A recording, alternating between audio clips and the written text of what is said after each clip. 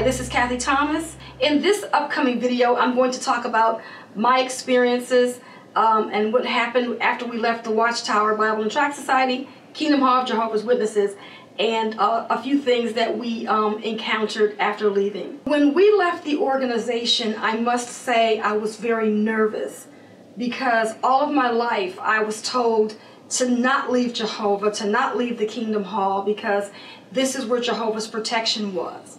So you're thinking, oh my God, if I stop going to the Kingdom Hall, all of these bad things are going to happen to me. Well, as time went on, we realized that that just was not true. The hardest thing for me, though, was trying to be normal and fit in like a normal person in society, because all of our lives we had been prepared for this end to come. And we weren't encouraged to go to college. We weren't encouraged to, get promotions in our jobs and so forth. So it was a whole new world that became open to us. And we just didn't know what to do.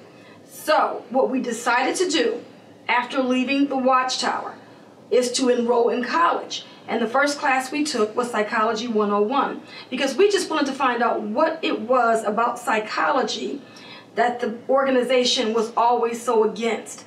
I know we grew up in the 70s, so we do remember the society and their beef about going to psychologists and psychiatrists and all the stuff about psychology. So we always heard those bad things about that topic.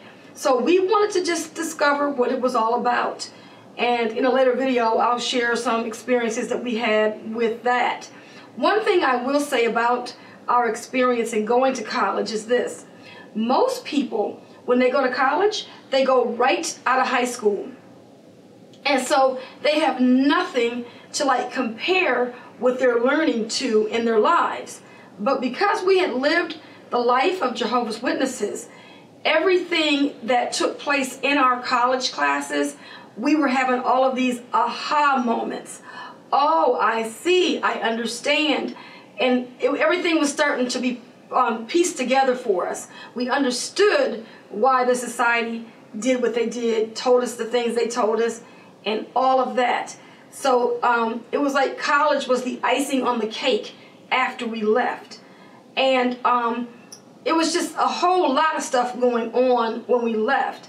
For instance, when we first left the organization and we did not go to our first district convention, I remember saying to JT, I felt like we were the only people left in our city because we didn't go to the convention that year. And looking back on it, all I can do is laugh, because when I looked at the Wikipedia statistics of how many people lived in our city at the time, in 1998 when we left, it was 122,000 plus people that lived in our city. And yet, because we didn't go to the district convention that year, I thought that we were the only ones left in that city. It's amazing, because that's the way they make you feel. Everyone that you know and were associated with for the last 10, 15 years in that congregation were at that district convention, and we knew that according to the teaching, they were at the right place, but we weren't.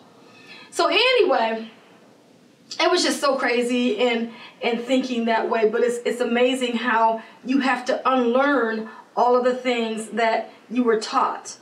So anyway, that was an interesting situation. Now, the other thing is, a lot of the friends in our congregation thought we were moving. They did not know that we had actually left the organization, that we had left going to the Kingdom Hall. We're no longer Jehovah's Witnesses. So every time we would run into this one sister that lived in our apartment complex, she would give us this funny look and think, oh, I thought you guys were moving. And we said, yeah, we are moving. But we kept running into her, and she kept trying to figure out why were we still living in this apartment complex. And then at the same time, she noticed that we were not going to the Kingdom Hall. So she knew something was up. And word began to spread that JT and I had left Jehovah. And we had people writing us letters, calling us on the telephone, stopping by to visit, and trying to get us, back to the Kingdom Hall. The interesting thing about it was the people that were calling us. It was not the elders in our congregation. And I remember JT telling me the night that he turned in his flock book and everything to leave and to step aside as an elder, the presiding overseer told him, "You won't be back." So they already kind of knew what was up. And I remember JT telling me that same brother told him that he knew brothers just like him in the past that left and they never came back. So the brothers, they knew we were gone. But a lot of the people in the congregation, they didn't know that. So they were calling us on the phone. One sister sat down, wrote us a letter, encouraging us to come back.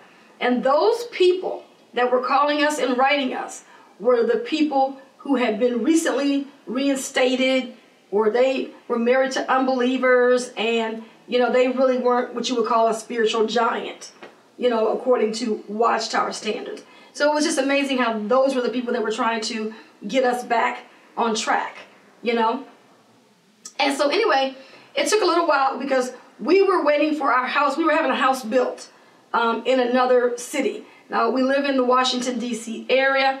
At the time, we were living in Virginia, and we were moving over to Maryland.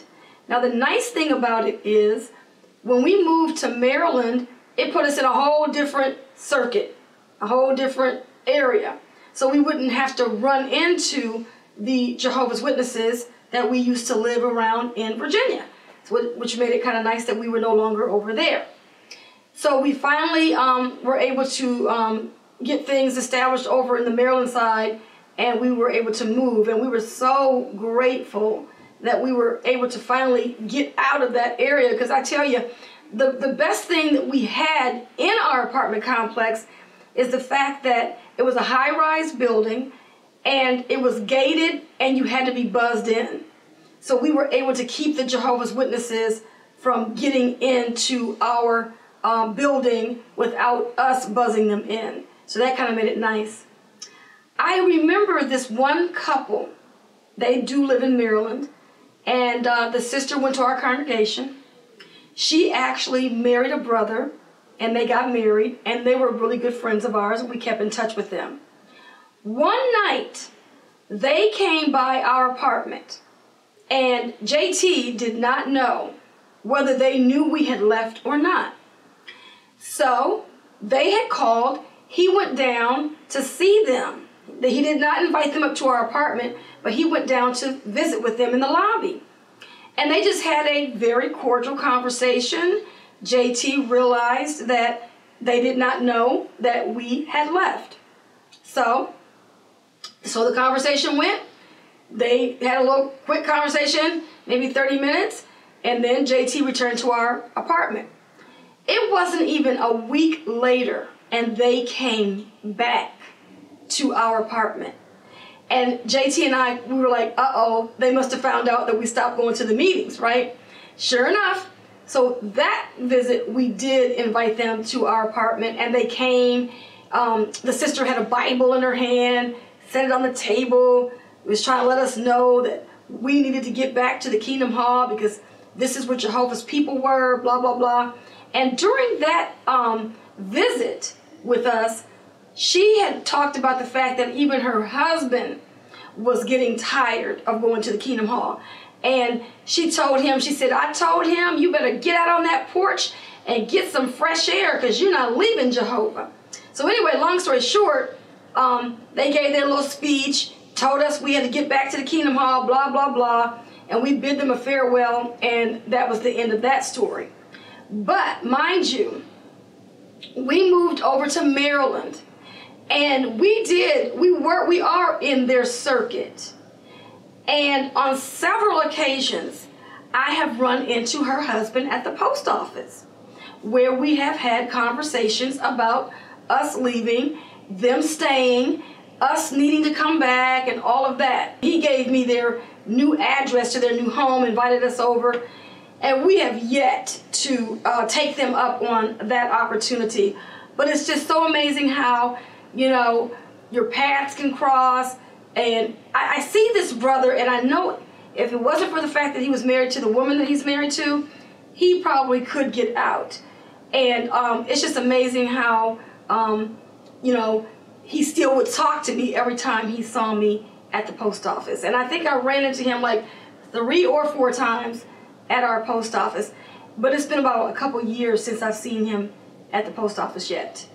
But I do know that the last time I saw this brother at the post office, he proceeded to tell me all of these things that's going on in the congregation and how all of these brothers, there's some brother that's prominent in our old congregation or in the old circuit that has some secrets going on in his life, and his wife found out about it, and it's a mess. And he said it's a big scandal, and he's talking about all this stuff about how he and his wife are going through a lot of stuff, and you just don't know what we've been going through, and how they've had to endure all of these things that's happening to him, you know, at the Kingdom Hall. And I let him know, I said, listen, JT and I have done our research, and we have discovered that this is not the truth. And I let him know that we will not be going back because we already know what we need to know. And he stood there and he was still trying to convince me to come back. And I'm sitting here laughing because I know this is not the truth. I know the deal.